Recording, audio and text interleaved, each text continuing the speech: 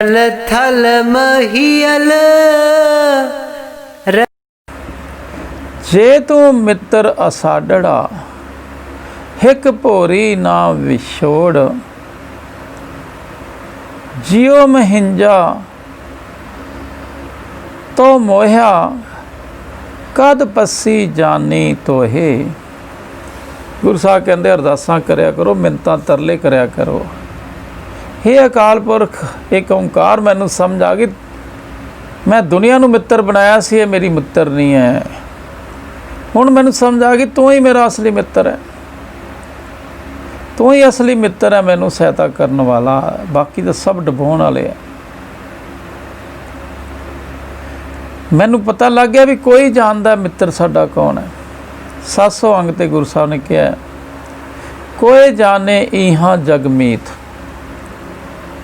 इस जग दे विच असीं आए हैं, पर असीं आपदे भैन भरा होर मित्र रिश्तेदारां नूं आपदा मित्र गिनदे रहने हैं, धन दौलत नूं मित्र गिनदे रहने। गुरु साहब कहते नहीं, वो अकाल पुरख परमात्मा ही मित्र है। फिर गुरु से भगत उहदे नाल गल्लां करदे भी तू मित्र ही है, एक भोरी ना विछोड़। फिर कहंदा मैनू छड्ड के क्यों जा रहा, मैनू भुलदा क्यों है, तू ही मेरा असली मित्र है, पर मैं भुलिया वै, मेरे ते किरपा कर दे, मैं तेनू ना भुला। ऐ जी किरपा कर, तू 24 घंटे मेरे याद आउण लग जावे। मैं तेथों विछड़ गया, तेरे नाल मिलना, मेरा तेरे नाल मिलाप हो जाए, हुण मैं विछड़ा ना। ऐ जी किरपा कर। जियो महिंजा मेरा जी तो मोया, हुण तेरे इन्नी मोया गया। अगे मैं दुनिया के पदार्थ मंग रहा सी, हुण अज मैं तैनूं ही मंग रहा, अज मैं मालक नूं मंग रहा। मेरा जी बस तेरे नहीं, इन्ना प्यासा हो गया, इन्ना मोया गया। कद पसी जानी तोहे, कहते फिर कदों मिलेगा, जी करदा हुणे मिल, छेती मिल, कदों वेखा मैं तैनूं, इन्ना मैनूं प्यास लग गई है, इन्ना मैनू मोह आ रहा भी कदों मिला। इन्नी तांग होनी चाहिए है, पर वो तांग साडे किसी विरले च ही है। जिस चो तांग पैदा हो जाती वो पास हो जाता, बाकी रह जाते हैं। तो कहते फिर मैनू एक पल भी विछड़े ना तू याद आवे जावे। ये अरदास है, ये अरदासां करनियां पैंदियां, पर यह जी अरदास भी उही कर सकता है जिन्हों पूरी बाणी समझ आ जाती है। महला पंजवा। दुरजन तू जल पहाड़ी विछोड़े मर जाहे, कंता तू सौ सेजड़ी मैंडा हंबो दुख उलाए। हे मेरे अकाल पुरख, मेरे पति परमेश्वर एक ओंकार, मेहर कर, किरपा कर, मेरे हिरदे सेज के उत्ते आके सौ जा, अंदर मेरे वस जा, ताकि मैनू दुख दूर हो जान, मेरे पंजे भज जान। हे दुरजन तू जल जा, सड़ जा, तू मर जा। पंजा वकारां नूं कहना तू मर जा। हे काम क्रोध लोभ मोह, ये दुरजन है, इन्हां नूं कहना तू सड़ जा, ते परमात्मा नूं कहना भी तू आ जा। जिवें जिवें परमात्मा आउंदा जांदा, गुरु की समझ आउंदी जांदी है, पंजे भजना शुरू कर दिंदे। सब कहंदे दुरजन तू जल पहाड़ी आ, वड्डी अग दे सड़ जा। जिवें असीं लोहड़ी च आखदे हैं आ ईसर जा दलिद्दर, का मतलब की है, पंजे वकार मेरे खत्म हो जान, अग च सड़ जान, ईश्वर आ जाए, परमात्मा नाल मिलाप हो जाए, ईश्वर नाल, ईश्वर तू आ जा, मेरे मन च वस जा, ते पंजां नूं बाहर कढ दे। विछोड़े मर जाए, मैं हुण इन्ना विछोड़ा महसूस करदी हैं, इन्नी भुख लगी है, ते तू मेरे हिरदे ते आके सौ जा, ताकि पंजे भज जान, ते ये मैनू दुख दे रहे है, ये दुख खत्म हो जान। ये प्यास ते अरदासां पर कोई विरला करदा ਜਿਹੜਾ ਗੁਰੂ ਨਾਲ ਮਿਲਾਪ ਕਰ ਲੈਂਦਾ ਹੈ। ਫਿਰ ਗੁਰੂ ਸਾਹਿਬ ਕਹਿੰਦੇ ਦੁਰਜਨ ਕੌਣ ਹੈ? ਹਉਮੈ ਹੈ, ਪੰਜੇ ਵਿਕਾਰ ਹੀ ਦੁਰਜਨ ਹੈ, ਜਿਹਨੂੰ ਦੁਰਜੋਧਨ ਕਿਹਾ ਗਿਆ। ਅਸੀਂ ਗੁਰੂ ਸਾਹਿਬ ਨੂੰ ਕਿਹਾ ਵੀ ਦੁਰਜਨ ਕਿਹਨੂੰ ਕਹਿੰਦੇ ਤੁਸੀਂ, ਇਹ ਸਮਝਾਓ ਸਾਨੂੰ। ਗੁਰੂ ਸਾਹਿਬ ਕੀ ਦੱਸ ਰਹੇ ਆ? ਦੁਰਜਨ ਦੂਜਾ ਭਾਉ ਹੈ, ਵਿਛੋੜਾ ਹਉਮੈ ਰੋਗ, ਸੱਜਣ ਸੱਚਾ ਪਾਤਸ਼ਾਹ, ਜਿਸ ਮਿਲ ਕੀਚੇ ਭੋਗ। ਗੁਰੂ ਸਾਹਿਬ ਕਹਿੰਦੇ ਦੁਰਜਨ ਕੀ ਹੈ? ਇੱਕ ਉਹਨੂੰ ਛੱਡ ਕੇ ਦੂਜੇ ਨਾਲ ਜੁੜਨਾ ਹੀ ਦੁਰਜਨ ਹੈ। ਜਦੋਂ ਅਕਾਲ ਪੁਰਖ ਨੂੰ ਅਸੀਂ ਭੁੱਲਦੇ ਜਾਂਦੇ ਹਾਂ, ਸਾਡੇ ਮਨ 'ਚ ਔਗਣ ਆਉਣੇ ਸ਼ੁਰੂ ਹੋ ਜਾਂਦੇ। ਸਾਡਾ ਮਨ ਅਕਾਲ ਪੁਰਖ ਨੂੰ ਭੁੱਲਦਾ ਗਿਆ, ਔਗਣੇ 'ਚ ਵੜਦੇ ਗਏ, ਅਤੇ ਦੁਰਜੋਧਨ ਅੰਦਰ ਵੜਦਾ ਗਿਆ। ਵਿਛੋੜਾ ਹਉਮੈ ਦੇ ਰੋਗ ਅੰਦਰ ਵਸ ਗਏ ਸਾਡੇ। ਹਉਮੈ ਹੀ ਸਭ ਦੁੱਖਾਂ ਦਾ ਰੋਗ ਹੈ। ਹਉਮੈ ਵੱਡਾ ਰੋਗ ਹੈ, ਪਰ ਦਾਰੂ ਗੁਰੂ ਕੋਲੇ ਹੈਗੀ ਇਹਦੀ। ਅੰਦਰ ਹੀ ਸਾਡੇ ਮਨ 'ਚ ਦਵਾਈ ਪਈ ਹੈ ਹਉਮੈ ਦੀ, ਪਰ ਗੁਰੂ ਤੋਂ ਬਿਨਾਂ ਲਈ ਨਹੀਂ ਜਾਂਦੀ ਉਹ। ਗੁਰੂ ਸਾਹਿਬ ਕਹਿੰਦੇ ਹਉਮੈ ਜਿਹੜਾ ਰੋਗ ਹੈ ਭਾਈ, ਇਹ ਦੁਰਜਨ ਹੈ। ਇਹ ਪਰਮਾਤਮਾ ਨਾਲ ਵਿਛੋੜਾ ਪਾ ਦਿੰਦਾ, ਇੱਕ ਉਹਨਾਂ ਤੋੜ ਕੇ ਦੂਜੇ ਨਾਲ ਜੋੜ ਦਿੰਦਾ, ਅਤੇ ਦੂਜੇ ਨਾਲ ਜੁੜਨਾ ਹੀ ਦੁੱਖਾਂ ਦਾ ਘਰ ਹੈ। ਪਰ ਗੁਰੂ ਸਾਹਿਬ ਕਹਿੰਦੇ ਉਹ ਪਰਮਾਤਮਾ ਬੜਾ ਵੱਡਾ ਹੈ, ਸੱਜਣ ਸੱਚਾ ਪਾਤਸ਼ਾਹ, ਜਿਸ ਮਿਲ ਕੀਚੇ ਪੋਏ। ਗੁਰੂ ਸਾਹਿਬ ਕਹਿੰਦੇ ਉਹ ਪਰਮਾਤਮਾ ਸਦਾ ਰਹਿਣ ਵਾਲਾ ਹੈ, ਉਹੀ ਸਾਡਾ ਅਸਲੀ ਮਿੱਤਰ। ਉਹਨੂੰ ਮਿਲ ਕੇ ਉਹਨਾਂ ਆਨੰਦ ਮਾਣ ਸਕਦੇ ਹੋ, ਅਤੇ ਮੰਨ ਲਓ। ਗੁਰੂ ਸਾਹਿਬ ਨੇ ਉਸ ਪਰਮਾਤਮਾ ਨੂੰ ਸਮਝ ਲਓ। ਬਾਣੀ ਸਮਝਾ ਰਹੀ ਹੈ, ਹਰ ਕੀਆਂ ਕਥਾ ਕਹਾਣੀਆਂ ਬਾਣੀ ਸੁਣਾ ਰਹੀ ਹੈ, ਸੁਣ ਲਓ। ਜਿਵੇਂ ਜਿਵੇਂ ਉਸ ਪਰਮਾਤਮਾ ਬਾਰੇ ਸੁਣਾਂਗੇ, ਉਹਨਾਂ ਛੇਤੀ ਉਹਦੇ ਨਾਲ ਜੁੜਾਂਗੇ। ਕਹਿੰਦੇ ਸੱਚਨ ਸੱਚਾ ਪਾਤਸ਼ਾਹ ਨੂੰ ਮਿਲ ਕੇ ਜ਼ਿੰਦਗੀ ਬਤੀਤ ਕਰ, ਭੋਗ ਕਰ, ਬੜਾ ਸੁਖੀ ਹੋਏਗਾ, ਬੜਾ ਆਨੰਦ 'ਚ ਰਹੇਗਾ, ਸਦਾ ਨਿਹਾਲ ਹੋ ਜਾਏਗਾ। ਫਿਰ ਗੁਰੂ ਸਾਹਿਬ ਪੌੜੀ 'ਚ ਕਹਿੰਦੇ ਆ, ਪਰਮਾਤਮਾ ਬਾਰੇ ਫਿਰ ਦੱਸ ਰਿਹਾ, ਉਹਨੂੰ ਅਰਦਾਸ ਕਰਨੀ ਹੈ। ਤੂੰ ਅਗਮ ਦਿਆਲ ਬੇਅੰਤ, ਤੇਰੀ ਕੀਮਤ ਕਹੇ ਕੌਣ। ਤੁਧ ਸਿਰਜਿਆ ਸਭ ਸੰਸਾਰ, ਤੂੰ ਨਾਇਕ ਸਗਲ ਭਉਨ। ਤੇਰੀ ਕੁਦਰਤ ਕੋਏ ਨਾ ਜਾਣੇ ਮੇਰੇ ਠਾਕਰ, ਸਗਲ ਰੌਣ। ਤੁਧ ਅੱਪੜ ਕੋਈ ਨਾ ਸਕੇ, ਤੂੰ ਅਬਨਾਸੀ ਜਗ ਉਦਰਨ। ਤੁਧ ਥਾਪੇ ਚਾਰੇ ਜੁਗ, ਤੂੰ ਕਰਤਾ ਸਗਲ ਧਰਨ। ਤੁਧ ਆਵਣ ਜਾਣਾ ਕੀਆ, ਤੁਧ ਆਵਣ ਜਾਣਾ ਕੀਆ, ਤੁਧ ਲੇਪ ਨਾ ਲੱਗੇ ਤਰਨ। ਜਿਸ ਹੋਏ ਆਪ ਦਿਆਲ, ਤਿਸ ਲਾਵੇ ਸਤਿਗੁਰ ਚਰਨ।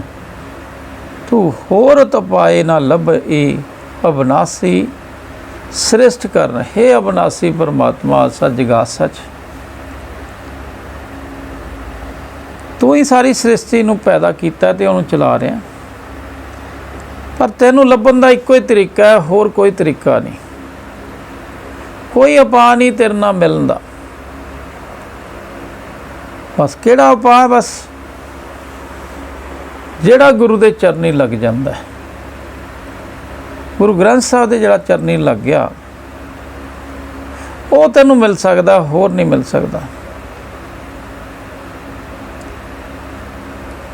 ਗੁਰੂ ਦੇ ਚਰਨਾਂ ਲੱਗਣਾ ਵੀ ਬੜੀ ਵੱਡੀ ਕਿਰਪਾ ਹੈ।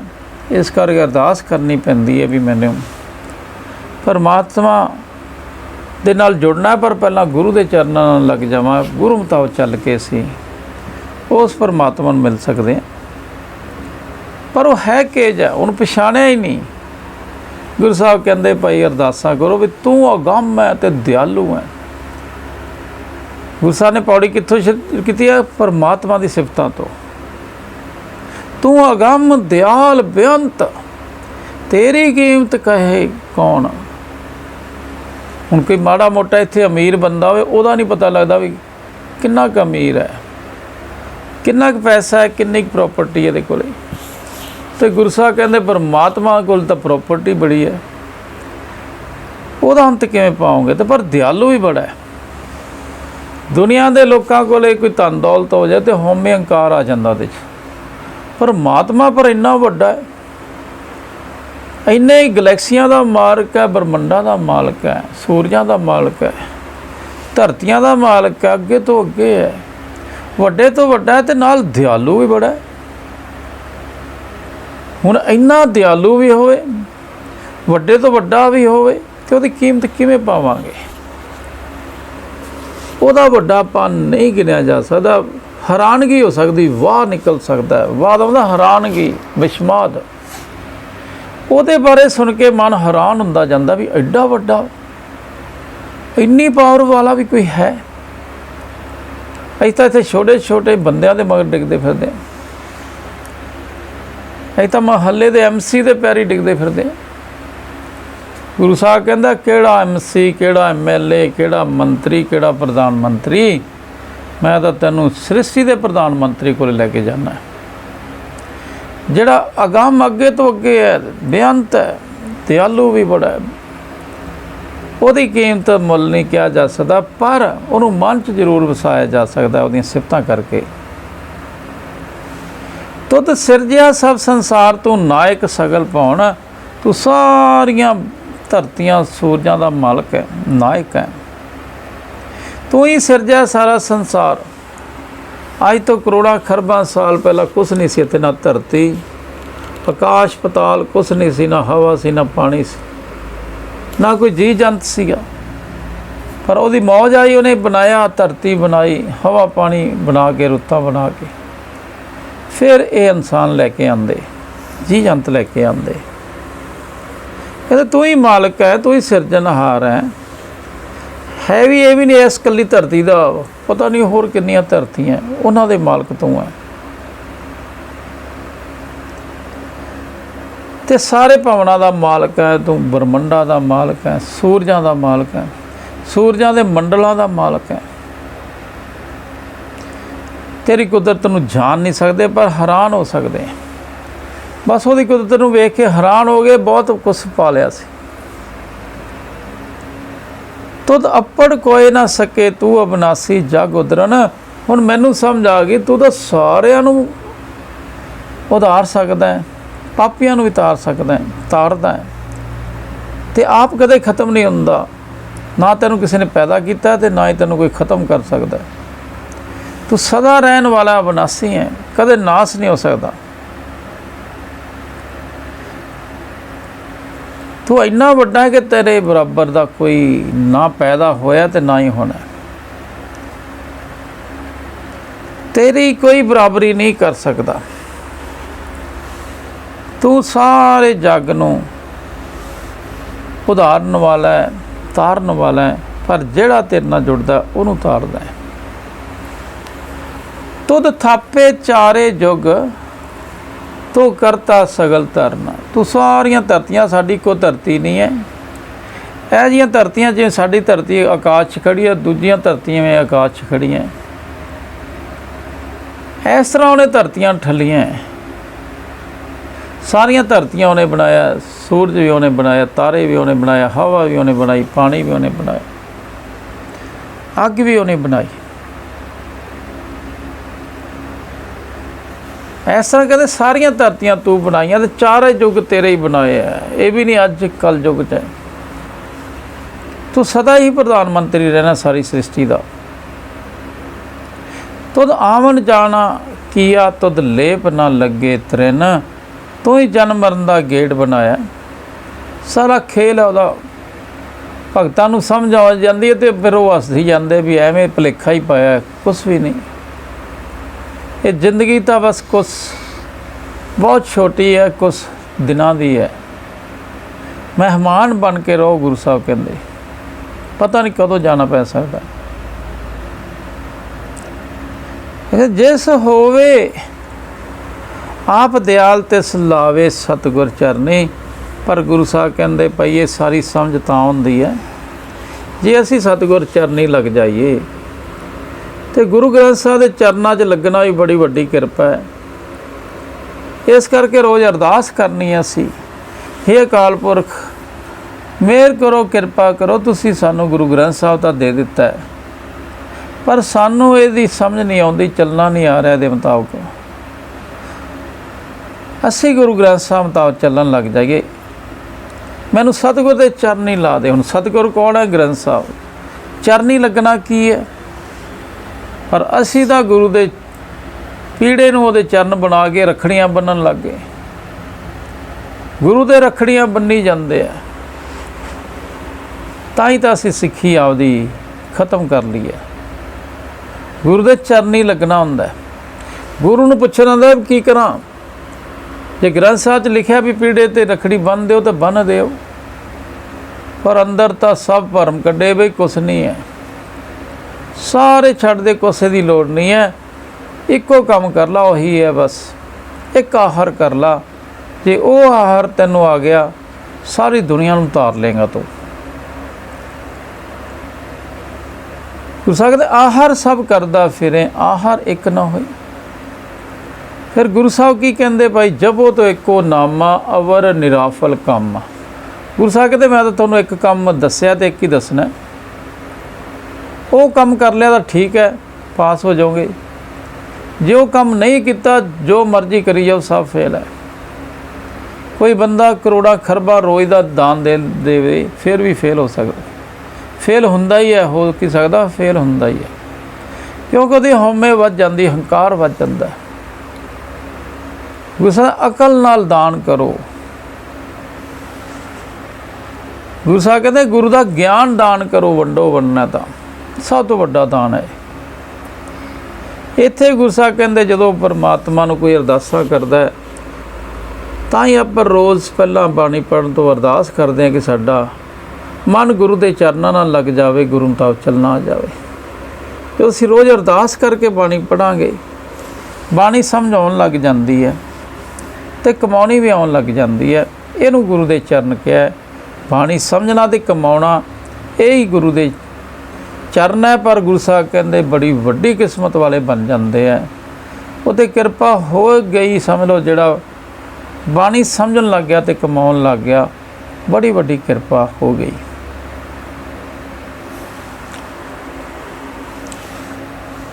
ਫਿਰ ਕਹਿੰਦੇ ਜਦੋਂ ਸਤਿਗੁਰ ਦੇ ਚਰਨੀ ਲਾ ਦਿੰਦਾ ਆਦਮੀ, ਸਾਰੀ ਤੁਹਾਨੂੰ ਹਰੇਕ ਨੂੰ ਬਾਣੀ ਇੰਨੀ ਮਿੱਠਣ ਲੱਗ ਜੂ, ਬੜੀ ਮਿੱਠੀ ਲੱਗਣ ਲੱਗਦੀ ਹੈ, ਅਤੇ ਬਾਣੀ ਤੋਂ ਬਿਨਾਂ ਉਹ ਗੱਲ ਫਿਰ ਕਰਦਾ ਹੀ ਕੋਈ ਨਹੀਂ।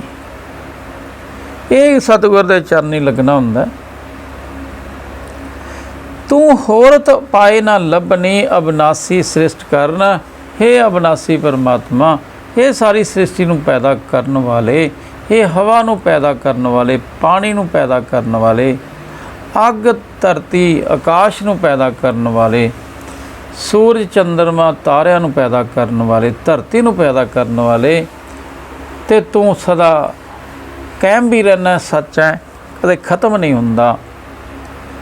ਅਤੇ ਤੈਨੂੰ ਲੱਭਣ ਵਾਸਤੇ ਇੱਕੋ ਹੀ ਸਾਧਨ ਹੈ, ਇੱਕੋ ਹੀ ਉਪਾਅ ਹੈ ਕਿ ਗੁਰੂ ਦੇ ਚਰਨੀ ਲੱਗ ਜਾਓ, ਗੁਰੂ ਗ੍ਰੰਥ ਸਾਹਿਬ ਦੇ ਚਰਨੀ ਲੱਗ ਜਾਓ, ਬਾਣੀ ਸਮਝ ਲਓ, ਬਾਣੀ 'ਤੇ ਵਿਚਾਰ ਕਰ ਲਓ, ਬਾਣੀ ਮੁਤਾਬਕ ਚੱਲ ਲਓ। ਇਹੀ ਗੁਰੂ ਦੇ ਚਰਨ ਹੈ। ਬਾਣੀ ਸਮਝਣੀ ਅਤੇ ਬਾਣੀ ਕਮਾਉਣੀ, ਇਹੀ ਗੁਰੂ ਦੇ ਚਰਨ ਹੈ। ਜੇ ਨਹੀਂ ਸਮਝ ਆਉਂਦੀ, ਨਹੀਂ ਕਮਾਈ ਜਾਂਦੀ, ਤਾਂ ਅਰਦਾਸਾਂ ਕਰੀਏ, ਫਿਰ ਉਹ ਮਿਹਰ ਕਰ ਦਿੰਦਾ। ਜਦੋਂ ਰੋਜ਼ ਅਰਦਾਸ ਕਰਦੇ ਹਾਂ ਕਿ ਮੈਨੂੰ ਬਾਣੀ ਸਮਝ ਆ ਜਾਵੇ, ਬਾਣੀ 'ਤੇ ਚੱਲਣਾ ਆ ਜਾਵੇ, ਕਿਰਪਾ ਹੋ ਜਾਂਦੀ ਆਪਣੇ ਆਪ। ਆਪਣੇ ਆਪ ਤੁਹਾਨੂੰ ਬਾਣੀ ਸਮਝ ਆਉਣ ਲੱਗ ਜੂ, ਅਤੇ ਮਨ ਜਿਹੜਾ ਉਵੇਂ ਫੋਲੋ ਵੀ ਕਰਨ ਲੱਗ ਜਾਂਦਾ ਹੈ। ਕੋਈ ਨਾ ਕੋਈ ਆਦਮੀ ਤੁਹਾਨੂੰ ਮਿਲੂਗਾ, ਜੇ ਅਰਦਾਸ ਕਰੋਗੇ ਤੁਹਾਨੂੰ ਬਾਣੀ ਬਾਰੇ ਦੱਸ ਦੂ, ਜਾਂ ਤੁਹਾਨੂੰ ਸਿੱਧੀ ਆਪ ਵੀ ਸਮਝ ਆ ਸਕਦੀ ਹੈ। ਜੇ ਅਸੀਂ ਸਮਝਣ ਦੀ ਕੋਸ਼ਿਸ਼ ਕਰੀਏ, ਇੱਕੋ ਹੀ ਰਸਤਾ ਹੈ, ਇੱਕੋ ਹੀ ਵਿਧੀ ਹੈ ਉਹਨੂੰ ਲੱਭਣ ਦੀ, ਇੱਕੋ ਉਪਾਅ ਹੈ ਕਿ ਗੁਰੂ ਦੇ ਚਰਨ ਲੱਗ ਕੇ ਗੁਰੂ ਮੁਤਾਬਕ ਚੱਲੋ। ਸਾਡੇ ਗੁਰੂ ਕੇਵਲ ਅਤੇ ਕੇਵਲ ਗੁਰੂ ਗ੍ਰੰਥ ਸਾਹਿਬ ਹੈ। ਅੱਜ ਗੁਰੂ ਗ੍ਰੰਥ ਸਾਹਿਬ ਤੋਂ ਬਿਨਾਂ ਕੋਈ ਵੀ ਡੁਪਲੀਕੇਟ ਗੁਰੂ ਜਿਹੜੇ ਪਤਾ ਨਹੀਂ ਕਿੰਨੇ ਕੁ ਬਣੇ ਬੈਠੇ ਆ, ਇੱਕ ਵੀ ਆਦਮੀ ਨੂੰ ਪਰਮਾਤਮਾ ਨਾਲ ਨਹੀਂ ਜੋੜ ਸਕਦੇ। ਉਹ ਭਰਮ ਹੈ ਉਹਨਾਂ ਨੂੰ ਵੀ ਅਸੀਂ ਨਾਮ ਜਪਦੇ ਹਾਂ, ਉਹਦੇ ਨਾਲ ਜੁੜਿਆ ਨਹੀਂ ਹੈ। ਇਹ ਸਤਿਗੁਰ ਦੇ ਚਰਨੀ ਸਿੱਧਾ ਆਪ ਲੱਗਣਾ ਪੈਂਦਾ, ਗੁਰੂ ਦੇ ਦਰਸ਼ਨ ਕਰਨੇ ਪੈਂਦੇ ਆ, ਪਹਿਲਾਂ ਗੁਰੂ ਨਾਲ ਭੇਟਾ ਹੁੰਦੀ ਹੈ, ਸਾਨੂੰ ਬਾਣੀ ਦੀ ਪੂਰੀ ਸਮਝ ਆਉਂਦੀ ਹੈ। ਜਿਵੇਂ ਜਿਵੇਂ ਬਾਣੀ ਦੀ ਸਮਝ ਆਉਂਦੀ ਜਾਂਦੀ, ਮਨ ਹੈਰਾਨ ਹੁੰਦਾ ਜਾਂਦਾ ਹੈ, ਜਾਗਦਾ ਜਾਗ ਆਉਣੀ ਸ਼ੁਰੂ ਹੋ ਜਾਂਦੀ ਹੈ। ਗੁਰੂ ਦੀ ਸੰਗਤ ਕਰਕੇ ਮਨ ਜਾਗਦਾ, ਫਿਰ ਪਰਮਾਤਮਾ ਦੇ ਨਾਮ ਦੀ ਇਹਨੂੰ ਭੁੱਖ ਲੱਗਦੀ ਹੈ। ਸਾਧ ਸੰਗ ਮਨ ਸੋਵਤ ਜਾਗੇ, ਤਬ ਨਾਨਕ ਪ੍ਰਭ ਮਿੱਠੇ ਲਾਗੇ। ਪਰਮਾਤਮਾ ਬੜਾ ਮਿੱਠਾ ਲੱਗਣ ਲੱਗ ਜਾਂਦਾ, ਬੜੀ ਇੱਛਾ ਪੈਦਾ ਹੁੰਦੀ, ਛੇਤੀ ਮਿਲੇ ਛੇਤੀ ਮਿਲੇ। ਕਿਉਂ ਨਹੀਂ ਮਿਲਦਾ? ਇਹ ਸਾਧ ਸੰਗਤ ਕਰਕੇ, ਬਾਣੀ ਪੜ੍ਹ ਕੇ ਸਾਨੂੰ ਪਰਮਾਤਮਾ ਦੇ ਨਾਮ ਦੀ ਭੁੱਖ ਲੱਗਦੀ ਹੈ। ਜਿਹਨੂੰ ਲੱਗ ਗਿਆ ਸਮਝ ਲਓ ਬੜੀ ਕਿਰਪਾ ਹੋ ਗਈ, ਉਹ ਗੁਰੂ ਦੇ ਚਰਨੀ ਲੱਗ ਗਈ। ਸੋ ਸਾਧ ਸੰਗਤ ਜੀ, ਅਸੀਂ ਬਾਣੀ ਚਾਹੇ ਥੋੜ੍ਹੀ ਪੜ੍ਹੀਏ, ਪਰ ਗੁਰੂ ਦੇ ਚਰਨੀ ਜ਼ਰੂਰ ਲੱਗੀਏ। ਜੋ ਗੁਰੂ ਸਾਹਿਬ ਸਾਨੂੰ ਕਹਿਣ ਉਹ ਅਸੀਂ ਉਦਣ ਹੀ ਲਾਗੂ ਕਰੀਏ, ਉਦਣ ਹੀ ਗੁਰੂ ਮੁਤਾਬਕ ਚੱਲੀਏ, ਅੱਜ ਹੀ ਗੁਰੂ ਮੁਤਾਬਕ ਚੱਲੀਏ। ਕੱਲ੍ਹ ਨੂੰ ਨਹੀਂ ਚੱਲਿਆ ਜਾਂਦਾ। ਜਿਹੜਾ ਦਾ ਪਹਿਲਾਂ ਬਾਣੀ ਸਮਝਾਂਗੇ ਫਿਰ ਚੱਲਾਂਗੇ, ਉਹ ਨਹੀਂ। ਅੱਜ ਇੱਕ ਸ਼ਬਦ ਪੜ੍ਹਿਆ, ਉਹਦੇ ਜੋ ਕਿਹਾ ਬਸ ਅੱਜ ਹੀ ਲਾਗੂ ਕਰ ਲਓ। ਸੁਖਮਨੀ ਸਾਹਿਬ ਦੀ ਪਹਿਲੀ ਅਸ਼ਟਪਦੀ ਪੜ੍ਹੀ ਹੈ ਤਾਂ ਪ੍ਰਭ ਦਾ ਸਿਮਰਨ ਕਰਨਾ ਸ਼ੁਰੂ ਕਰੋ। ਉਹ ਪੁੱਛਣਾ ਸੀ ਪ੍ਰਭ ਦਾ ਕੀ ਹੈ, ਪਰਮਾਤਮਾ ਆਪ ਕਿਹੋ ਜਿਹਾ, ਉਹਨੂੰ ਕਿਵੇਂ ਸਿਮਰਨਾ, ਉਹ ਅਸੀਂ ਗਾਂ ਅੱਗੇ ਕੁਐਸਚਨ ਕਰਨੇ ਸੀ। ਆਪਦੇ ਟੀਚਰ ਨੂੰ ਪੁੱਛਣਾ ਸੀ, ਟੀਚਰ ਨੇ ਦੱਸਣਾ ਸੀ, ਪਰ ਟੀਚਰ ਨੂੰ ਵੀ ਨਹੀਂ ਪਤਾ, ਨਾ ਉਹ ਆਪ ਕਰਦਾ ਨਾ ਕਰਨ ਦਿੰਦਾ। ਇਸ ਕਰਕੇ ਗੁਰੂ ਸਾਹਿਬ ਕਹਿੰਦੇ ਇੱਕੋ ਹੀ ਤਰੀਕਾ ਤੁਹਾਡੇ ਵਾਸਤੇ, ਖੁਦ ਆਪ ਬਾਣੀ ਵੱਧ ਤੋਂ ਵੱਧ ਸਮਝੋ, ਆਪ ਅਰਥ ਕਰਨੇ ਪੈਂਦੇ ਆ ਬਾਣੀ ਦੇ, ਫਿਰ ਬਾਣੀ ਦੀ ਸਮਝ ਆਉਂਦੀ ਹੈ, ਫਿਰ ਬਾਣੀ ਮੁਤਾਬਕ ਚੱਲਿਆ ਜਾਂਦਾ। ਬਾਣੀ ਮੁਤਾਬਕ ਚੱਲੇ ਤੋਂ ਬਿਨਾਂ ਅਸੀਂ ਪਾਸ ਨਹੀਂ ਹੋ ਸਕਦੇ। ਸੋ ਸਾਧ ਸੰਗਤ ਜੀ, ਇਹ 2 ਪੌੜੀਆਂ ਕੀਤੀਆਂ, ਨਾਲ 3-3 ਸ਼ਲੋਕ ਹੈ। ਪਰਮਾਤਮਾ ਬਾਰੇ ਦੱਸਿਆ ਗਿਆ, ਉਹਦੇ ਮਿਲਾਪ ਬਾਰੇ ਦੱਸਿਆ ਗਿਆ, ਉਹਦੀ ਭੁੱਖ ਬਾਰੇ ਦੱਸਿਆ ਗਿਆ। ਬੜੀ ਸਾਨੂੰ ਸੋਝੀ ਦਿੱਤੀ ਹੈ ਗੁਰੂ ਸਾਹਿਬ ਨੇ। ਪਰ ਜਿਵੇਂ ਜਿਵੇਂ ਅਸੀਂ ਬਾਣੀ ਨੂੰ ਵਿਚਾਰਾਂਗੇ, ਇਹ ਭੁੱਖ ਹੋਰ ਵੱਧਦੀ ਜਾਣੀ ਹੈ, ਲੱਗਦੀ ਜਾਣੀ ਹੈ। ਇਹ ਸਾਧ ਸੰਗਤ ਜੀ, ਇਹ ਸ਼ਬਦ ਪੜ੍ਹਦਿਆਂ ਤੋਂ, ਵਿਚਾਰਾਂ ਕਰਦਿਆਂ ਤੋਂ ਹੋਈਆਂ ਅਨੇਕਾਂ ਗਲਤੀਆਂ ਅਣਜਾਣ ਜਾਣ ਕੇ ਬਖਸ਼ ਲੈਣਾ, ਮਾफ़ ਕਰ ਦੇਣਾ। ਨਾ ਬਾਣੀ ਪੜ੍ਹਨੀ ਆਉਂਦੀ ਹੈ, ਨਾ ਵਿਚਾਰਨੀ ਆਉਂਦੀ ਹੈ। ਬਸ ਜਿੰਨੀ ਕੁ ਮਾਲਕ ਕਿਰਪਾ ਕਰਦਾ ਉਨੀ ਕਰਦੇ ਰਹੀਏ, ਕਰਦੇ ਰਹਾਂਗੇ, ਅਰਦਾਸਾਂ ਕਰਦੇ ਰਹਾਂਗੇ, ਉਹ ਮਾਲਕ ਕਰਾਉਂਦਾ ਰਹੂਗਾ। ਪਰ ਸਾਧ ਸੰਗਤ ਬਖਸ਼ਣਯੋਗ ਹੈ। ਹੋਈਆਂ ਭੁੱਲਾਂ ਚੁੱਕਾਂ ਦੀ ਵਾਰ-ਵਾਰ ਮਾफ़ੀ ਮੰਗਦੇ ਆ, ਖਿਮਾ ਦੇ ਜਾਚਕਾਂ। ਵਾਹਿਗੁਰੂ ਜੀ ਕਾ ਖਾਲਸਾ, ਵਾਹਿਗੁਰੂ ਜੀ ਕੀ ਫਤਿਹ। कोई अवर न तेरी पाते, अवर न तेरी।